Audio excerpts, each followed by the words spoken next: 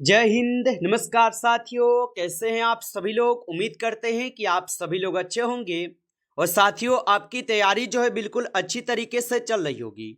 तो साथियों आज के इस क्लास में हम सभी लोग जो है छत्तीसगढ़ मंडी उप निरीक्षक एग्जाम 2026 के लिए साथियों ऐसे इंपोर्टेड और चुनिंदे क्वेश्चन को देखेंगे जो कि साथियों आपके 26 अप्रैल के एग्जाम में जो है 100% साथियों ये सभी क्वेश्चन आपको देखने को मिलेंगे। तो आप इस क्लास को बिल्कुल अच्छी तरीके से लास्ट तक देखिएगा और इस क्लास में दिए जाने वाले इन सभी क्वेश्चनों को आप अच्छे से जरूर याद कर लीजिएगा, जिससे कि आप जो है अपने एग्जाम में सभी क्वेश्चन को आसानी तरीके से बना पाएंगे। तो चलिए क्लास को स्टार्ट करते हैं।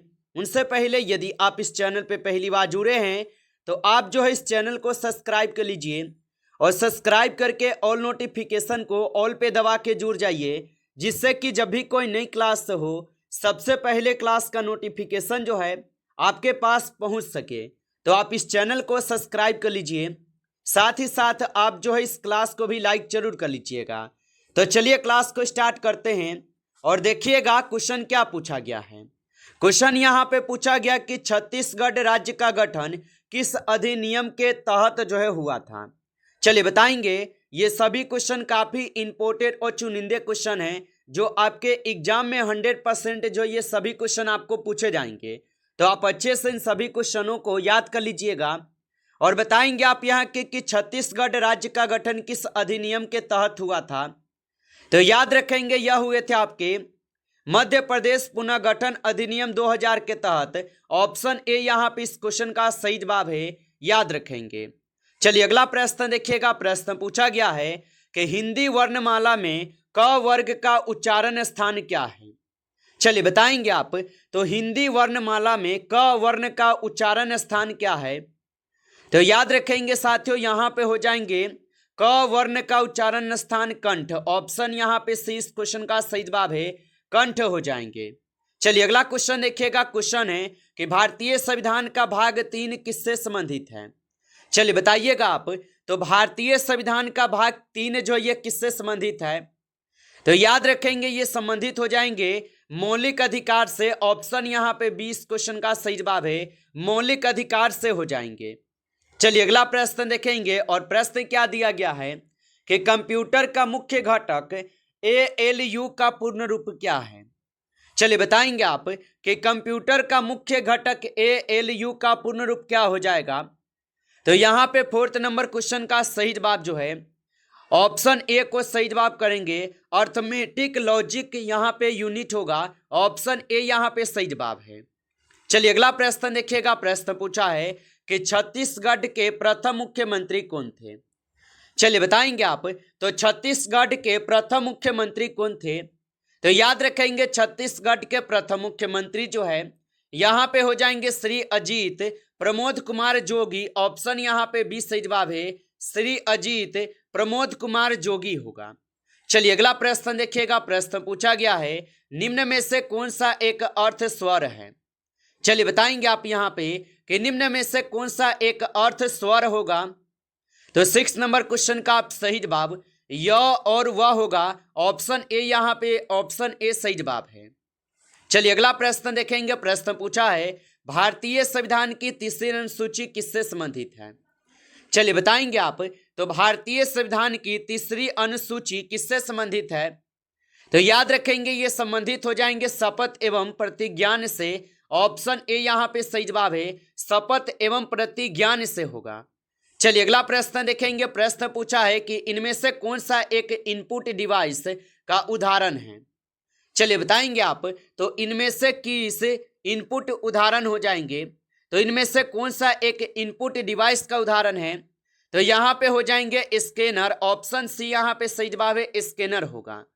चलिए अगला प्रश्न देखिएगा। प्रश्न पूछा गया है आपसे कि छत्तीसगढ़ का शिमला किसे कहा जाता है। चलिए बताएंगे आप। तो छत्तीसगढ़ का शिमला किसे कहा जाता है। तो याद रखेंगे छत्तीसगढ़ का जो शिमला है यहाँ पे कहे जाते हैं मेन पोर्ट को। ऑप्शन यहाँ पे 20 सही जवाब है, मेन पोर्ट को कहते हैं। चलिए अगला प्रश्न देखिएगा। प्रश्न पूछा है कि उज्जवल शब्द का शुद्ध रूप कौन सा है। चलिए बताएंगे आप।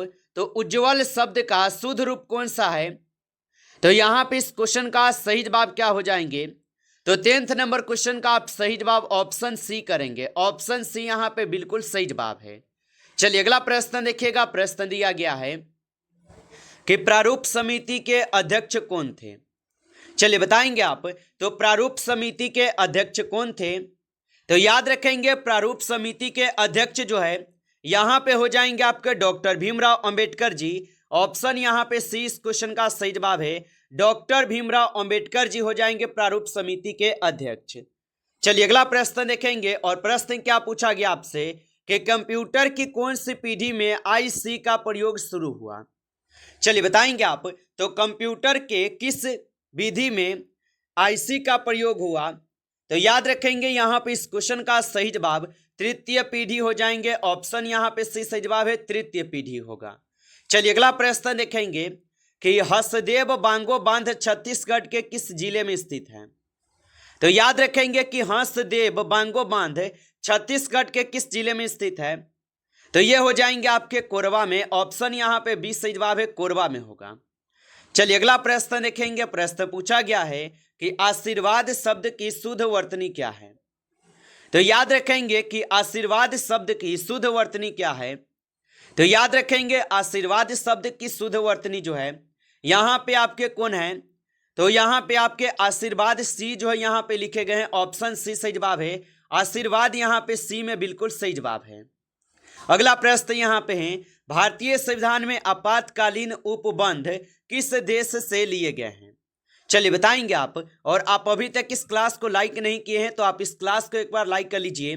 नए हैं चैनल पे तो चैनल को सब्सक्राइब करके ऑल नोटिफिकेशन को ऑल पे दबा के जुड़ जाइए, जिससे कि जब भी कोई नई क्लास हो सबसे पहले क्लास का नोटिफिकेशन जो है आपके पास पहुंच सके। तो आप इस चैनल को सब्सक्राइब जरूर कर लीजिएगा और बताइएगा कि भारतीय संविधान में आपातकालीन उपबंध किस देश से लिए गए हैं? तो याद रखेंगे यह लिए गए हैं जर्मनी से। ऑप्शन यहाँ पे सी सही जवाब है, जर्मनी से होगा। चलिए अगला प्रश्न देखेंगे। प्रश्न है कि कंप्यूटर साक्षरता दिवस कब मनाया जाता है? तो याद रखेंगे कि कंप्यूटर साक्षरता दिवस जो है ये कब मनाए जाते हैं? तो याद रखेंगे कंप्यूटर साक्षरता दिवस जो है ये 2 दिसंबर को मनाते हैं। ऑप्शन यहाँ पे 20 सही जवाब है, 2 दिसंबर को। चलिए अगला प्रश्न देखेंगे कि छत्तीसगढ़ की जीवन रेखा किस नदी को कहा जाता है? तो याद रखेंगे छत्तीसगढ़ की जीवन रेखा किस नदी को कहा जाता है? तो छत्तीसगढ़ की जो जीवन रेखा है ये आपके महानदी को कहते हैं। ऑप्शन यहाँ पे सी सही जवाब है, महानदी को कहते हैं। चलिए अगला प्रश्न देखेंगे और प्रश्न क्या है कि स्त्रीलिंग शब्द का चयन कीजिए। चलिए बताएंगे आप। तो स्त्रीलिंग शब्द का चयन कीजिए। तो यहाँ पे स्त्रीलिंग शब्द कौन से हो जाएंगे? तो नदी जो दिए गए हैं ये आपका स्त्रीलिंग शब्द है। ऑप्शन सी सही जवाब है, नदी होगा। आगे देखिए अगला क्वेश्चन यहाँ पे पूछा है कि भारतीय संविधान कब अंगीकार किया गया था?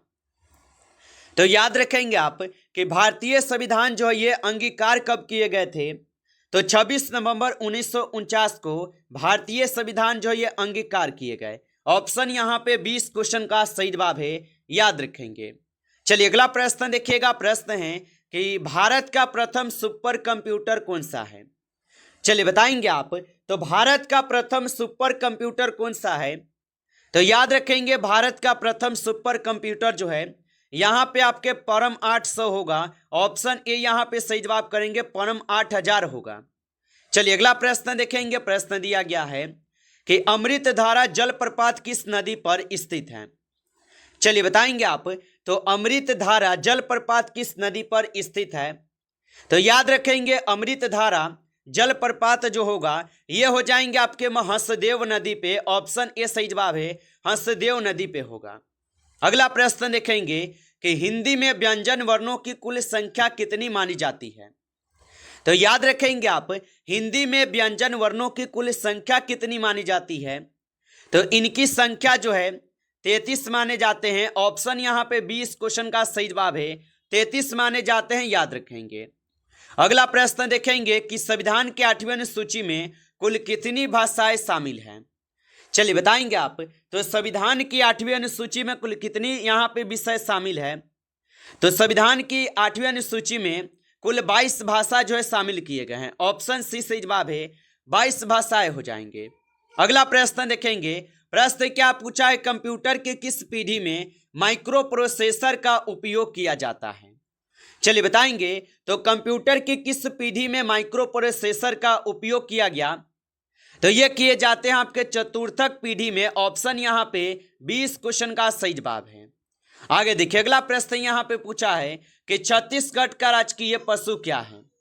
चलिए बताएंगे आप, तो छत्तीसगढ़ का राजकीय पशु क्या है, तो छत्तीसगढ़ का राजकीय पशु जो है जंगली भैंसा होगा। ऑप्शन यहाँ पे 20 क्वेश्चन का सही जवाब होगा। चलिए अगला प्रश्न देखेंगे, प्रश्न पूछा है कि अल्प प्राण व्यंजन का चयन करें। चलिए बताएंगे आप, तो अल्प प्राण व्यंजन का चयन करना है, बताएंगे यहाँ पे कौन सा होगा। तो यहाँ पे 26 नंबर क्वेश्चन की सही जवाब की बात करें तो ऑप्शन यहाँ पे बी हो जाएगा क। ऑप्शन यहाँ पे बी सही जवाब है, क हो जाएंगे। आगे देखिए, अगला प्रश्न यहाँ पे दिया गया है, भारतीय संविधान का कौन सा अनुच्छेद 17 से संबंधित है। तो भारतीय संविधान का अनुच्छेद 17 जो ये संबंधित हो जाएंगे किससे, तो ये संबंधित हो जाएंगे आपके अस्पृश्यता के अंत से। ऑप्शन यहाँ पे 20 क्वेश्चन का सही जवाब दिए गए हैं। अगला प्रश्न देखेंगे, प्रश्न पूछा गया है कि कंप्यूटर के पिता किसे कहा जाता है। चलिए बताएंगे आप, तो कंप्यूटर का पिता किसे कहा जाता है, तो कंप्यूटर का पिता जो है चार्ल्स बेबेज को कहते हैं। ऑप्शन यहाँ पे 20 सही जवाब है, चार्ल्स बेबेज को कहते हैं, याद रखिएगा। चलिए अगला प्रश्न देखेंगे कि चित्रकूट जलप्रपात छत्तीसगढ़ के किस जिले में है। चलिए बताएंगे आप, तो चित्रकूट जलप्रपात छत्तीसगढ़ के किस जिले में होगा, तो याद रख लीजिएगा ये हो जाएंगे आपके किस जिले में, तो यहाँ पे 29 नंबर क्वेश्चन का सही जवाब ऑप्शन यहाँ पे सी होगा, बस्तर जिले में। ऑप्शन यहाँ पे सी सही जवाब है। चलिए अगला प्रश्न देखिएगा, प्रश्न पूछा है कि अनुनासिक का संबंध किससे होता है। चलिए बताएंगे आप, तो अनुनासिक का संबंध जो है किससे होता है, तो याद रखेंगे अनुनासिक का जो संबंध है ये नाक और मुंह दोनों से होते हैं। ऑप्शन यहाँ पे सी सही जवाब है, दोनों से हो जाएंगे, याद रखेंगे। चलिए अगला प्रश्न देखेंगे, प्रश्न पूछा है कि प्रस्तावना में पंथ निरपेक्ष शब्द किस संशोधन द्वारा जोड़ा गया। चलिए बताएंगे आप, तो प्रस्तावना में पंथ निरपेक्ष शब्द किस संशोधन द्वारा जोड़े गए, तो ये जोड़े गए हैं 42वें संशोधन के द्वारा। ऑप्शन यहाँ पे 20 सही जवाब है, 42वां संशोधन के द्वारा। आगे देखिए, अगला क्वेश्चन यहाँ पे है कि कंप्यूटर प्रणाली में रोम क्या है। चलिए बताएंगे आप, तो कंप्यूटर प्रणाली में रोम क्या होगा, तो यहाँ पे रोम जो है ये अस्थायी मेमोरी हो जाएगा। ऑप्शन बी को सही जवाब कीजिएगा, अस्थायी मेमोरी है। चलिए अगला प्रश्न देखिएगा कि छत्तीसगढ़ का प्रथम शहीद किसे माना जाता है। चलिए बताएंगे आप, तो छत्तीसगढ़ का प्रथम शहीद किसे माना जाता है, तो छत्तीसगढ़ का प्रथम शहीद जो है वीर नारायण सिंह को माने जाते हैं। ऑप्शन यहाँ पे 20 सही जवाब है, वीर नारायण सिंह होगा। आगे देखिए, अगला क्वेश्चन यहाँ पे है कि अयोग वाह वर्ण कौन से हैं, तो याद रखेंगे आप कि अयोग वाह वर्ण कौन से हैं, तो यहाँ पे हो जाएंगे कौन से, तो यहाँ पे आप 34 नंबर क्वेश्चन का सही जवाब ऑप्शन सी करेंगे। ऑप्शन सी सही जवाब है। आगे देखिए, अगला क्वेश्चन है कि समानता का अधिकार संविधान के किस अनुच्छेद में वर्णित है, तो याद रखिएगा कि समानता का जो अधिकार है ये अनुच्छेद 14 से 18 में है। ऑप्शन ए यहाँ पे इस क्वेश्चन का सही जवाब है, अनुच्छेद 14 से 18 में होगा।